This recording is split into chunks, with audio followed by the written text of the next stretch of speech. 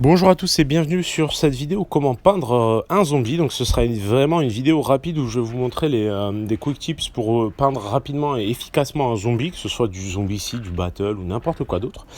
Donc la figurine du zombie, c'est un dégénéré de la gamme Eden qui est en exclusivité dans la campagne actuelle en cours du livre d'univers Eden.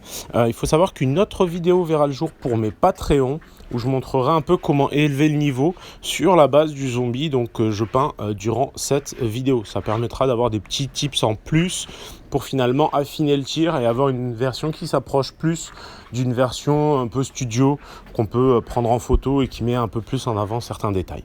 Voilà, je vous laisse et je vous souhaite une bonne peinture.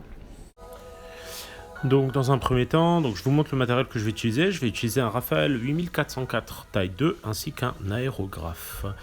Ça c'est mon liquide d'aéro. Donc le liquide se compose de 1/3 de la vitre et 2/3 d'eau déminéralisée. Ça va me permettre de faire buller mon aéro pour mettre de la peinture. Comme vous le voyez, je mets un tout petit peu de diluant, je tourne la molette à l'avant d'un micromillimètre, je fais buller, je serre et je vais mettre donc de la couleur flèche 2 de chez Procolor.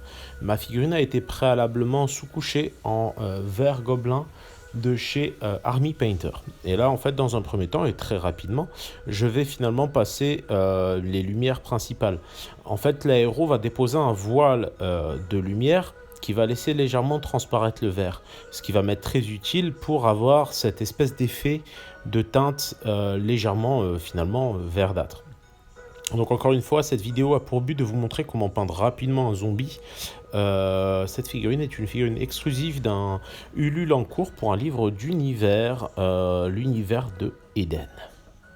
Donc voilà pour cette étape, tout simplement. Ensuite, je vais venir avec du Red Town. Ça va me permettre en gros de teinter un petit peu la chair sur différents endroits, les endroits qui vont m'intéresser le plus, pour avoir une espèce de carnation un peu marquée au niveau de la peau. Donc c'est tout simplement des nuances dans la peau, et je ne vais pas hésiter à bourriner sur certaines zones, comme par exemple sur certaines extrémités, au niveau des yeux, ou encore sur les mains et les pieds.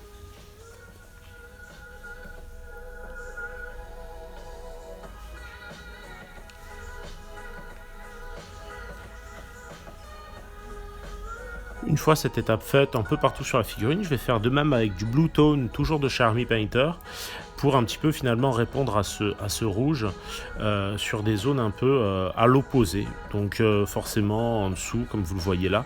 Vraiment, je vais le poser de façon un peu aléatoire si vous voulez, mais par contre je vais essayer de vraiment focaliser et tapoter sur des zones assez creuses, de sorte à ce que naturellement cette encre tombe dans les zones assez creuses.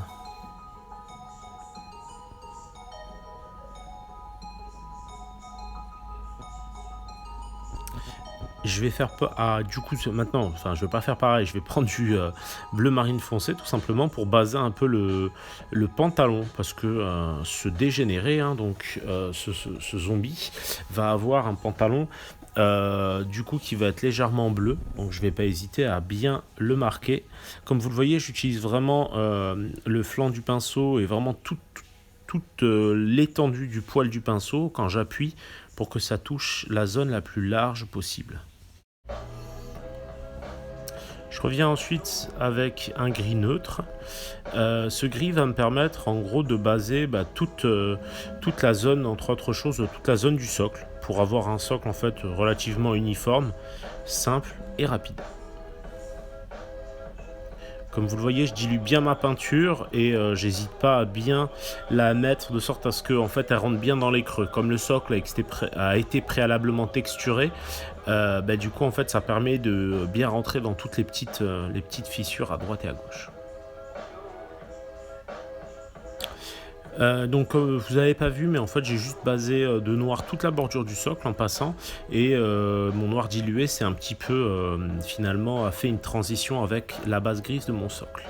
Maintenant je reviens avec un marron cuir tout simplement pour baser toute la zone des chaussures ainsi que la ceinture. Donc c'est des zones qui sont pas très grandes, mais ça me permet quand même d'y voir plus clair avec toutes mes couleurs passées un peu sur l'ensemble de la pièce.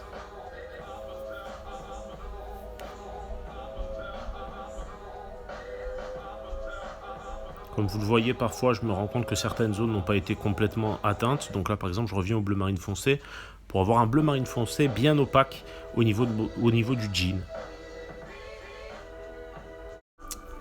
Donc voilà où j'en suis à ce moment-là. Du coup, maintenant, je vais passer un petit peu avec, en gros, de la couleur de chair de base de chez Procolor, de Model Color, pardon. Celle-ci est assez claire, donc ça s'apparenterait un peu à du Barbarian Flesh avec une petite pointe de blanc, ou même avec, limite, vous pouvez attaquer à l'Elf Flèche directement.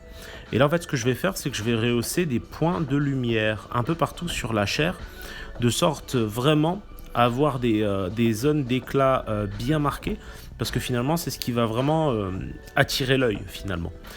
Donc la chair sur un zombie c'est la zone la plus marquée, donc forcément c'est celle sur laquelle on va vouloir donner le plus d'attention, et c'est pour ça que ce sera l'une des seules zones où je viendrai comme ça rehausser de façon un peu nette pour faire ressortir un peu le visage, le haut des épaules, le haut des pectoraux et quelques petites zones comme ça qui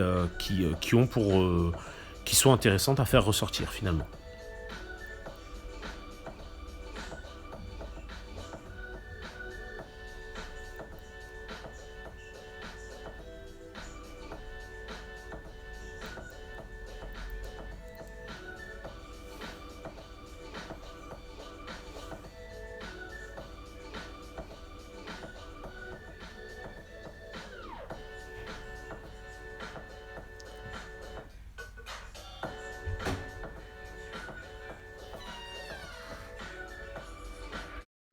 Du coup, je vais revenir ensuite de la même manière, mais cette fois avec du blanc. Et du coup, je vais limiter mes zones de travail toujours. Et je vais essayer avec mon blanc de rehausser des zones très légères dans les zones dans lesquelles j'avais déjà mis précédemment de la couleur chair. Ça va permettre en fait d'avoir des points de lumière encore plus intenses et encore plus désaturés pour avoir vraiment une peau un peu maladive. Donc n'hésitez pas à bien booster vos points de lumière. C'est vraiment la clé pour avoir une figurine qui pète bien sur une table de jeu.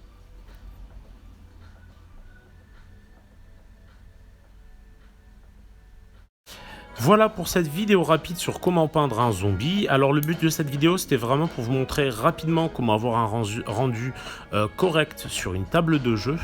Une vidéo un peu plus complète sera disponible uniquement à mes Patreons pour vous montrer un peu comment je vais pousser pour avoir finalement un rendu beaucoup plus clean que ça. Voilà, j'espère que cette vidéo vous aura plu. N'hésitez pas à mettre un petit pouce bleu pour le référencement, ça fait toujours plaisir. Un petit com pour me dire un peu ce que vous aimeriez voir durant cette année 2019. Je vous fais la bise et prenez temps de peindre un peu.